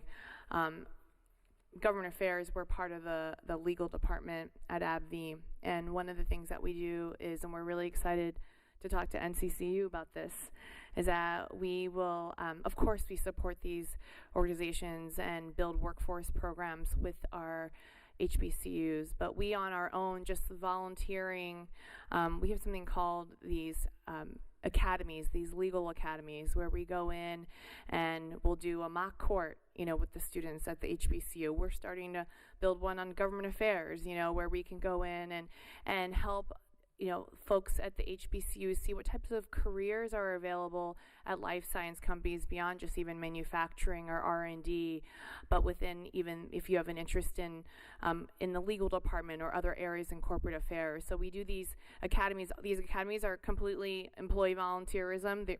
These are not part of our day jobs. This is not necessarily something, but we do this on our own. It was organically created out of the legal department, but now has grown into other different academies that we just do with our HBCU partnerships.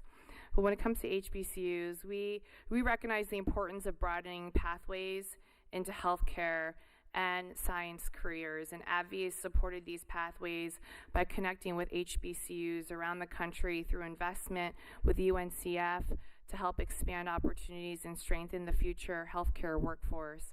That commitment aligns naturally with North Carolina's strong educational ecosystem, including, as I shared, our excitement to work with the North Carolina Central University students as well.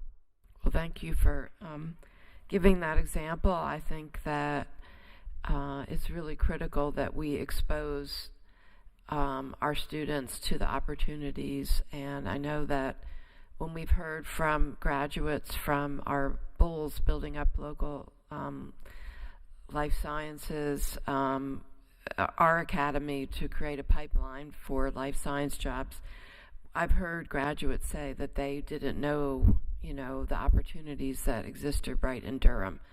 And so getting students onto your campus and things like that, I think will be really important. Yes, So, I will tell yeah. you, I work at AbbVie headquarters. It is the land of summer interns right now. So I'm pretty sure that spirit will follow here in North Carolina as well. Awesome. Thank you. You're welcome. Okay. So with that, oh, go ahead, I just want to give you Buxton. First, I want to make sure she's saying Lake County, Illinois, not Wake County. I want to be really clear. It's not Wake. Like, yeah. The second is just put a fine point on it.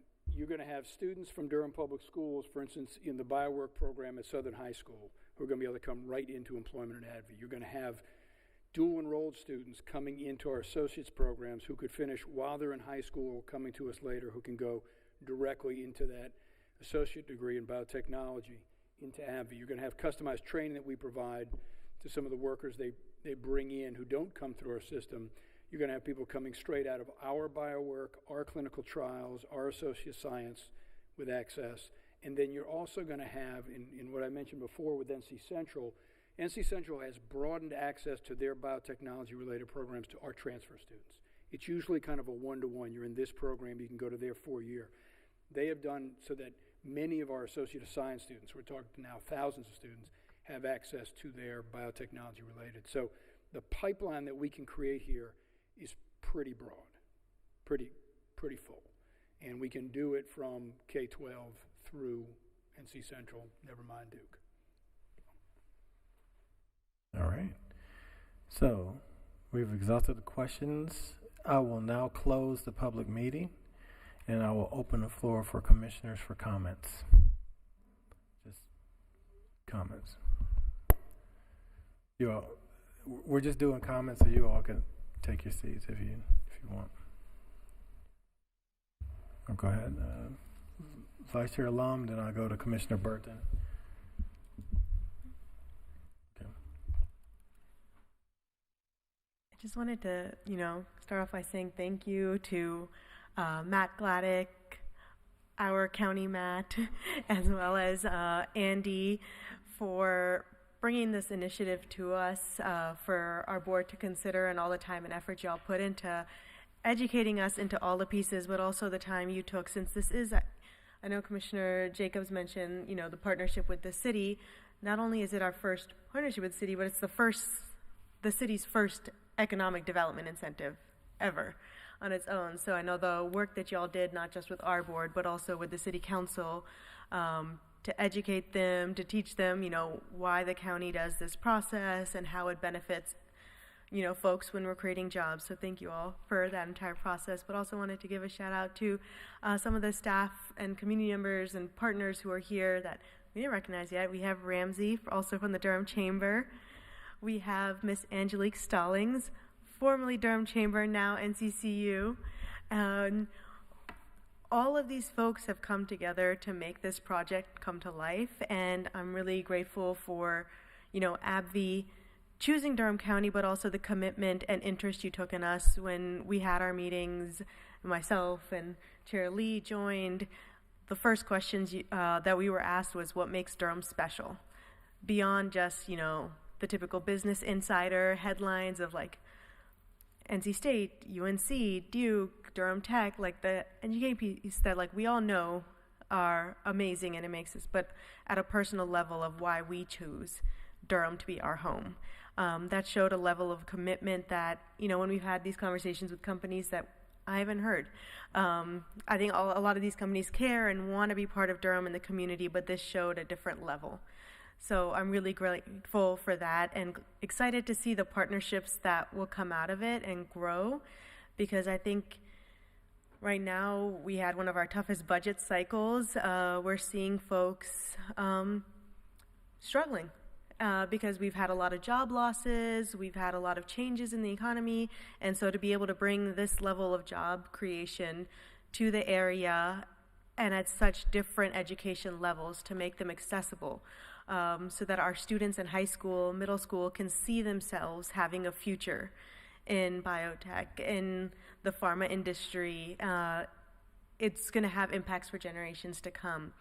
And also on that note, to not just have those job creations, but also the level of investment that you're making with DPS, with Durham Tech, to make sure that we have continued education opportunities, that we have folks who never even heard of the pharma industry, but see that AbbVie's coming, start Googling it, and seeing that there are pathways for me to enter into this career path.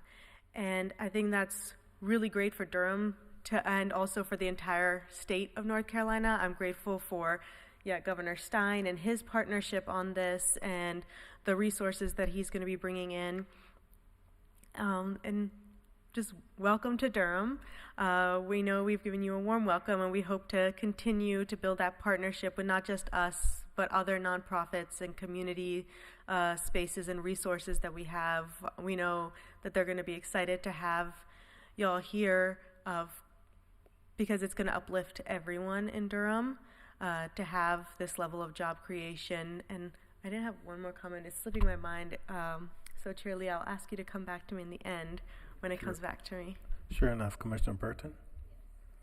Thank you, Chair Lee. And I don't have too much to add to what Vice Chair Alam said. Thank you for wanting to come to Durham County.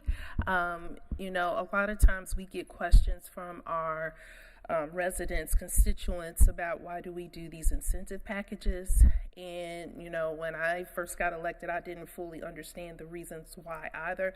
But now I understand that it's because, you know, we want to make sure that we are keeping our economy thriving and that we are making this area attractive to so many people and companies. And so I'm just really excited that AbbVie chose to come here. Thank you again to our economic development team. I'm looking forward to how you support Durham County. You know, that's one thing that's very important to me, and I know to the rest of my colleagues here, how you can really be within the community to help our people and to really help Durham County continue to thrive. So I'm just looking forward to it. Thank you for wanting to be here, and I'm looking for this really great partnership with all of us. So, Commissioner Valentine.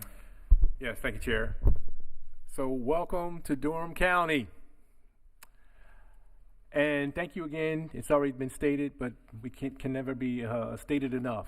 Thank you to our economic development staff, Andy, Matt, from the very beginning, you know, pushing this project. I want to say thank you to our city partners. I want to go on record.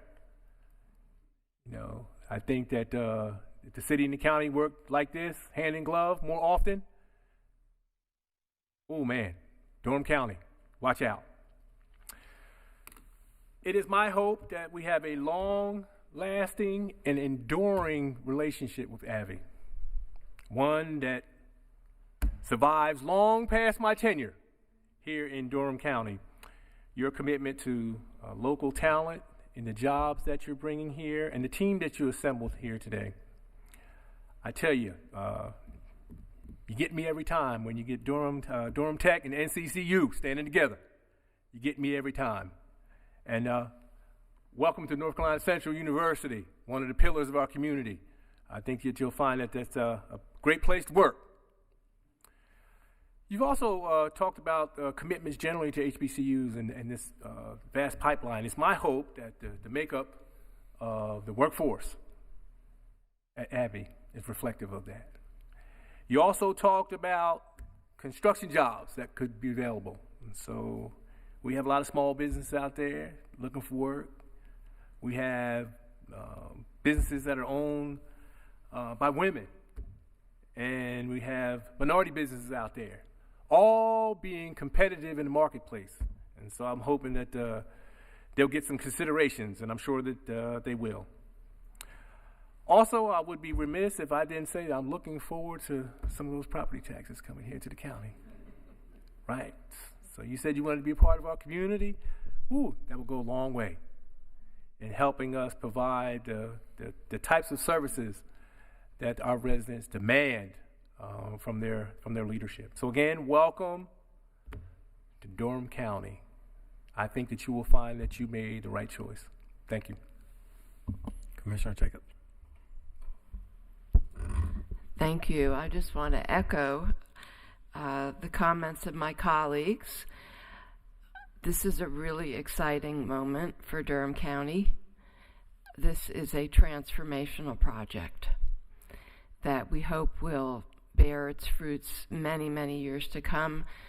Not only AbbVie being a company that is saving people's lives with the drugs that will be manufactured here in Durham, but my hope is that also we will be saving lives in Durham by creating great jobs for our young people here in Durham County. And so all the discussion about the talent pipeline, to me, that is the most important thing. My hope is that every single one of those 734 jobs be held by a Durham County resident. That would be a dream, really, because these are incredible jobs. that will be accessible to people coming from many different education levels, but we hope that we can do our part in this partnership, because it does take collaboration, and it does take our whole community, which we see reflected here, to make sure that we are delivering you the talented employees.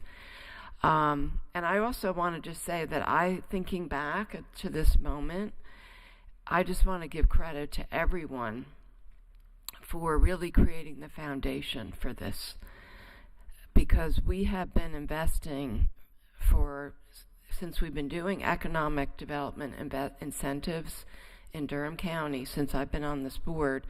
We have been investing in life science jobs, and we have been trying to create the ecosystem where a company like you would want to come here.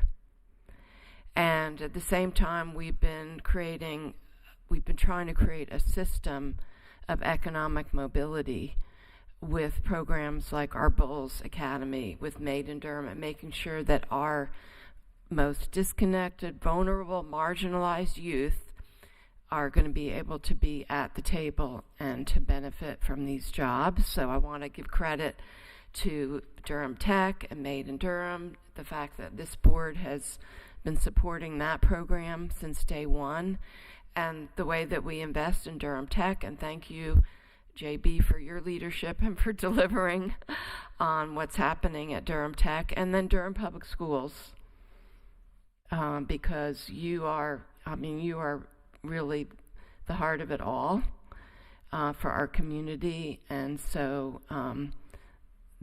again, thank you for you're the beginning of the pipeline right there. So anyway, this is a great moment for our community, and also appreciate the foundation. We look forward to Abby really leading in our community and being a model, because all the things that were talked about today, you can be a model for the rest of our other corporate partners, of how to be involved and engaged. So really exciting things ahead, and congratulations to everyone. Okay, and I'll just make very brief comments. Thank you, of course, Matt, Andy, everyone here. You all have already made tremendous progress in bringing people together, and that just shows us how committed you are to making our community your home. I do want to call out that you also have a resource that's sitting right behind you with CJ Broderick at the Black Chamber of Commerce to support your hiring, support your needs, support your talent. He is a person that you would really want to connect to meet your goals as well. As we talked about when we met for lunch or dinner or one of the meals, something like that, Durham is not just a place to live or call home. Durham is a mindset. Durham, you don't just move to Durham, you join Durham. And at the meetings, we were talking about the Bull City sign, right? You all are all going to have to learn that. You don't see many places around here where people walk around with Durham, with their cities on their chest, like Durham. Durham is a mindset, and we welcome you to our place that we call home. You're going to be members here, and you're going to be what helps to contribute for Durham to continue to be the place we love and call home. And I believe, that you all are going to love it so much, you're going to move from Illinois. You're going to move your headquarters from Illinois to right down here. We've had plenty of companies that do it. Plenty of companies that come here and they say, yeah, this is a nice place. Oh, we love it. Let's move everybody down here. That's going to happen.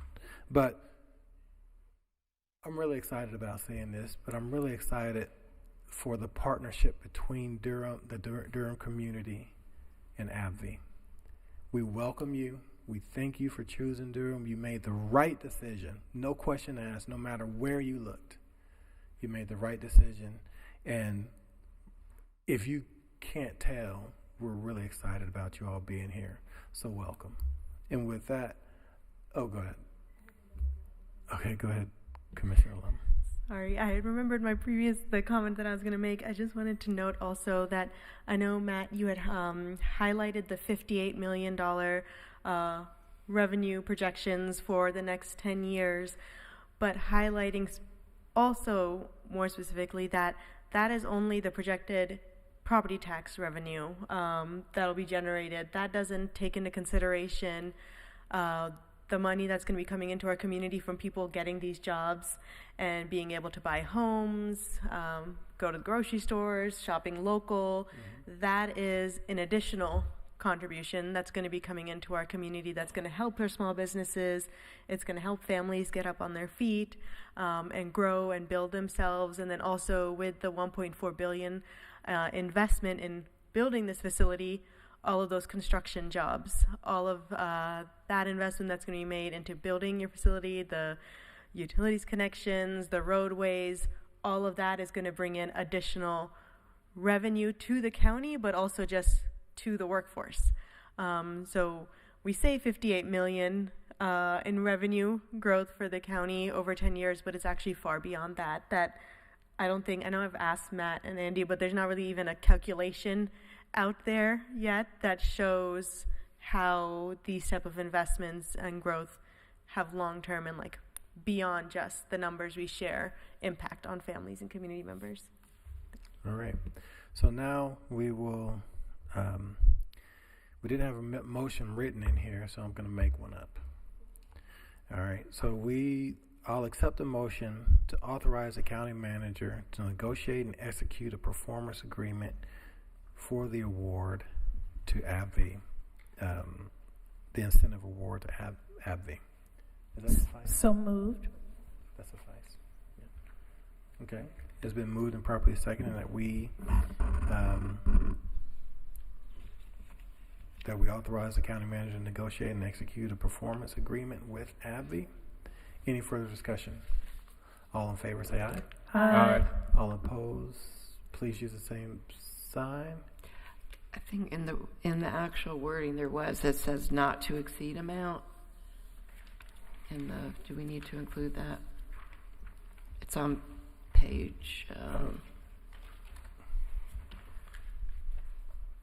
It says. Yeah. Do we need? I just didn't know if we need to include that specific we're language. Approving this item. That is written in the item. I think that's. I mean, I'll leave it up to the deputy county attorney, but we could do it, and I think make sure we've got our bases covered. So I would recommend we do that. That we approve it. Approve it. Okay, Yeah, take another motion and second and approval with the $15 million in there. Do we need to? So it already passed. Do we need to reconsider? Do a reconsider motion? Or to make an amendment? I don't think make a friendly amendment. We didn't vote. The amendments come before a vote. So. Okay. So according to Robert's rules. Whoever voted in the majority can make a motion to reconsider. Yeah. So. I make a motion to amend. No, it's not an amendment. It's not an amendment. So I'll make a motion. I'll accept a motion to reconsider the previous motion that's been voted on to authorize the county manager to negotiate and execute a performance agreement with AbbVie not to exceed the amount of $15,450,000. So moved. All right. Second. There's been a motion and it's been properly seconded on the floor. Any further discussion? All in favor say aye. Aye. Aye. All opposed, please use the same sign. Motion passes unanimously. Thank you. And welcome. Thank you so much. Dr. Lee, would it be possible to just grab folks for a quick photo before you move on to the rest of your business? Absolutely. Absolutely.